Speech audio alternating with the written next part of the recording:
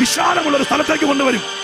അവിടെ വെച്ച് ദൈവം നീ പ്രാർത്ഥിച്ചതിനെല്ലാം ഒന്നിനു പുറകെ ഒന്നായി മറുപടിയായി തന്നുകൊണ്ടിരിക്കും.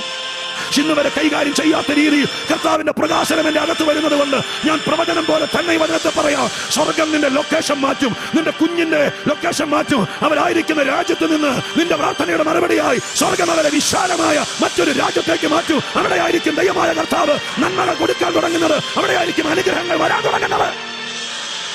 വിശാലത വന്നിട്ട് പ്രാർത്ഥിക്കാൻ ഓർത്തിരിക്കരുത്. വിശാലത വന്നിട്ട് 3 ദിവസം ഉപവാസം എടുക്കാൻ ഓർത്തിരിക്കരുത്. ആ ഇരിക്കുന്ന സ്ഥലത്ത് പിറുപിറുക്കാതിരുന്നങ്ങ് പ്രാർത്ഥിക്കും.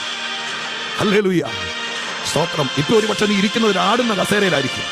നീ ഇരിക്കുന്നത് സ്തോത്രം നിനക്ക് നിന്ന് തിരിയാൻ മാത്രം സ്പേസ് ഉള്ള ഒരു ചെറിയ സെറ്റപ്പിലായിരിക്കും. പക്ഷെ അതിനകത്തിരുന്ന് പ്രാർത്ഥിക്കുമ്പോൾ ദൈവം നിനക്ക് സ്ഥലം മാറ്റം തരുമെന്ന്, വിശാലതയിലേക്ക് കൊണ്ടുവരുമെന്ന് ദൈവം നിന്നെ കൊണ്ടുപോകും. ഇന്ന് കിടക്കുന്നതിന്റെ ഇടയിൽ നിന്നൊരു മാറ്റം പ്രതീക്ഷിക്കുന്ന ആരോ പ്രാവ് കുറുകുന്നത് പോലെ കുറുകുന്നു.